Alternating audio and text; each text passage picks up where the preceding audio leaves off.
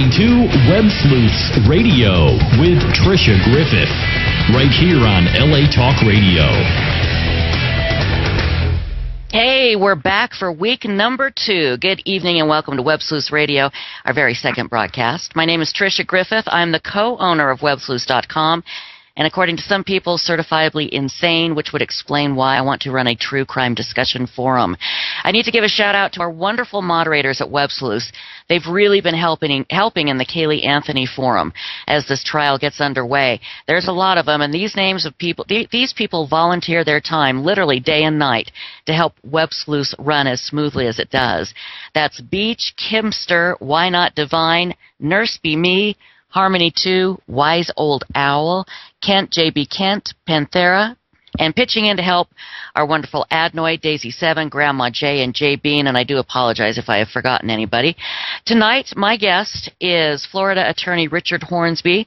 Mr. Hornsby is also an honored member of Web Sleuths, and he joins us on the forum from time to time, helping us understand what is really going on in the Anthony and Baez world.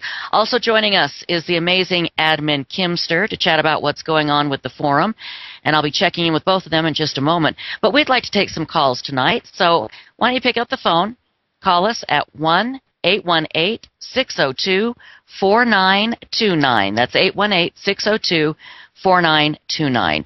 Let's talk about kids for a moment, okay? If you're lucky enough to have kids, you know no matter how much you love them, kids can embarrass us to no end. They do weird things, especially when they're little. My son once put glitter glue in my big jar of pasta. Why? He doesn't know. He just did it. It was there. And kids can also say things that totally mortify us. When my son was 4, he got right in the face of a perfect stranger at a store and said, "If you're ever mean to a dwarf, I'll suck your brains out with a fork." You should have seen the look on that guy's face. You've seen my face. I didn't know what to say. Totally embarrassed, but that's all innocent and stuff that you can laugh about later. Now, as our kids get older, they can make more and more mistakes. Some do drugs, they drink, flunk out of school, have their children out of wedlock. They move home when they're 40, but they're still our babies. No matter how old, we do our best to love them and to help them. And in return, we hope they love us and will be there for us when we need them. Then there are children like Casey Anthony, whose parents literally did everything for her, which is the problem. Now, how does she pay them back? We know. We saw it. She accused her father of molesting her and helping her cover up Kaylee's death. In this case, you have to wonder how much of Casey's personality comes from how she was raised. Was she raised to know that the only way to handle things in life is to lie, is to pretend everything is okay? I think so. I think that's how she was raised, but that does not mean she's not responsible for her actions. Many people, including myself, have been pretty hard on Cindy Anthony, but no matter what Cindy's faults may be, it was so heartbreaking to watch this woman's pain as she testified yesterday in her daughter's murder trial. Her precious granddaughter Caylee was taken so cruelly from her. Now, one final thought. This is what Cindy testified to yesterday. After Casey disappeared with Caylee, at some point, Cindy started sleeping with one of Kaylee's teddy bears because she missed her. She mentioned this fact over the phone to Casey, and then a few days later, her bear went missing. Does anyone doubt that Casey took it from Cindy to punish her? I don't. We'll discuss Cindy and Casey a little bit later on, but right now I'd like to bring in attorney Richard Hornsby. Now, Mr. Hornsby, I have to be honest with you. When I was listening to Jose Baez's opening statement, and he went on and on about his story about Roy Kronk driving around with Kaylee's body, I said to myself, Self, you must have forgotten that you took a hit of acid you had lying around from the 1960s, because that's the only explanation as to what you're hearing right now. I don't even know where to begin, so I'm going to let you begin. What did you think of Baez's opening statement? Well, I think everybody that's up in Web Sleuths knows, I said it, it's kind of like watching a good science fiction movie. You suspend your disbelief while you're sitting there watching and listening to it, and it sounds a little bit plausible. Then once you start to think about it, you realize that it's pretty much ludicrous.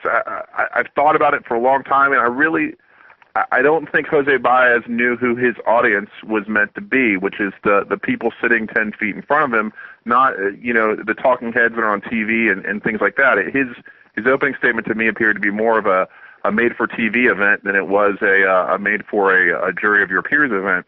And some of the things were so outlandish that he set himself up literally to fail, because if he can't follow through with proving all the different conspiracies that are intermingled throughout his opening statement, there's just no way he's going to quit Casey Anthony. And the bigger issue that I've seen, everybody knows it, it's on What's Loose, knows that I've always said I've never thought this was a first-degree murder case. And a lot of people disagree with me, but from a legal perspective, it just never appeared to me that they had it.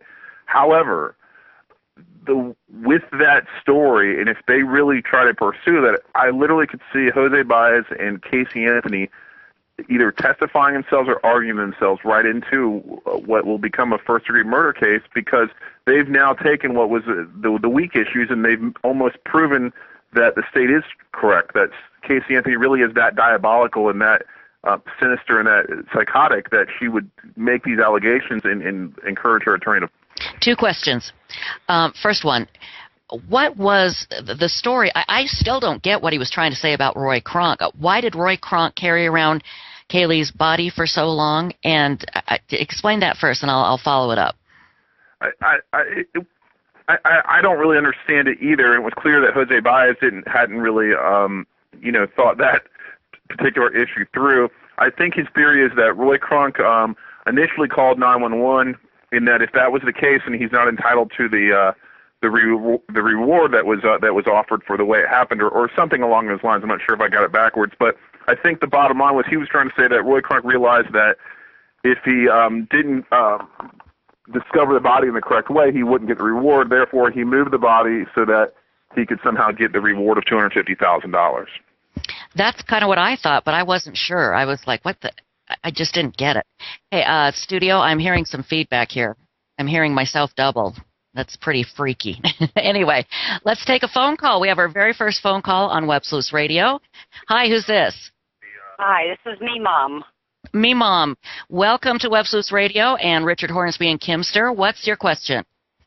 Well, there was another poster on Web's Loose, Linda 740, New Jersey, and she brought up a point that in their opening statement, they never mentioned anything about George being wet after he supposedly got Kaylee out of the pool.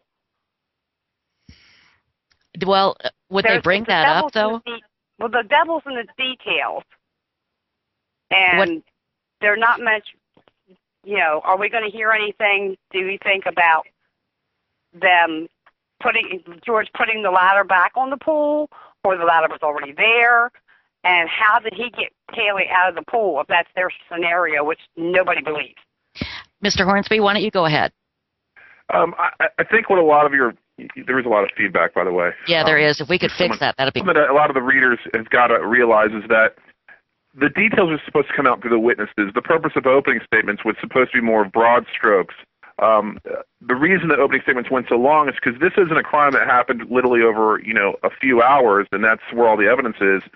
This is a crime that occurred and wasn't discovered for over a month, and so the state had to lay out all that, not only the time before the death to lay the predicate for the motive, but all the time afterwards to show how she covered up, and that's why theirs was so long. But it wasn't as detailed as it needed to be, or it wasn't detailed like you would expect, because they bring it out through the witnesses. Like we heard a lot from Cindy about how she always took the stairs down from the pool and things like that. So I give Jose Baez leeway on the specific details of his theory until he puts these witnesses on. If he doesn't deliver with the witnesses, that's when obviously the whole shows up and there's a big problem. And I think that's what's going to happen, don't you? There's no doubt he's not going to be able to lay the predicate, and I think it's already. I think in his mind he thought that these witnesses would testify in a way that would support at least an inference of his theories. It's just not playing out that way, and it doesn't seem he's going to be able to deliver on what he said in opening statement. I really think it's going to come back and haunt Casey Anthony, because remember, she's the only one who could have told him this story, and if this story doesn't pan out throughout the trial and she's the only one that's there to support it, I could see them convicting her not only of the murder but sentencing her to death, because she's that sinister. Hello? Hi, we heard you. Does anybody have a window open with LA Talk Radio going that's on the phone? the original poster? No, Yeah, I don't. Anybody have LA Talk Radio open No. that's on the phone? I think that's where we're getting our feedback. No, I do not. Okay, thank you. Okay, bye-bye. Yeah, we're still getting tons of feedback here. I don't know what we can do. We just tried to reconnect, and it didn't do anything. Apparently, it's not happening on their end. Okay, is everybody okay to go on? Yeah. Okay, cool. Let's see. Do we have another caller? Let me remind you of the phone number, okay? It's 818-602-4929. So give us a call. We'd love to hear from you, and hopefully we'll get this feedback problem fixed. It's very annoying. Okay, I'll tell you what. Let's jump to another question here. There was some confusion about a motion filed by Mr. Lippman from the prosecution. There was a motion that was filed that was granted, and then there was another one. Richard, can you explain about those two motions, please? Just to be clear, I don't know what motion that Mark filed. I was basically speculating as to what I thought it might be.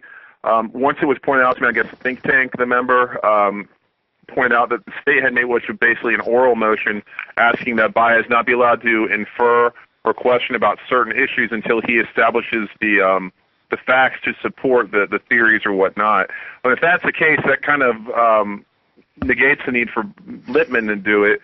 And I went back and I listened to the audio after Think Tank pointed out what had been said, and also the very last seconds of when they stopped Saturday.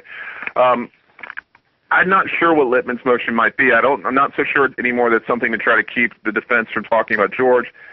The only other things I can think of is either they're trying to get his grand jury testimony released for some reason to counteract something that's been said, or that maybe they're trying to have Lippman's trying to have things returned to the Anthonys for some reason or another. I got to be honest, I'm a little bit in the dark about what it could be now, based upon what Think Tank pointed out. But the bottom line is what the motion the state made was essentially what they should have done right after Jose Baez's opening statement, which is he can't ask these questions unless he knows for a fact that the witnesses will provide the answers to his questions. Otherwise, if you keep asking questions that infer sexual abuse, and even though the witnesses are saying no, well, it's planting seeds in the jury's mind, which is improper. You're not supposed to do that.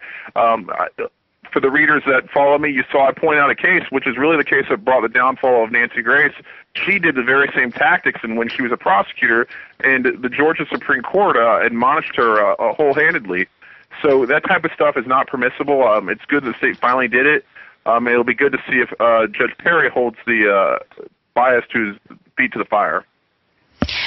Sluther on the side had a great question for you, Mr. Hornsby. Is there any legal recourse for George Anthony or Roy Kronk against Jose for his opening statements? Isn't there a loophole because Jose is not a witness? Can't they just say, look, he made this up and look what he did to us? Here's the best way for your readers to look at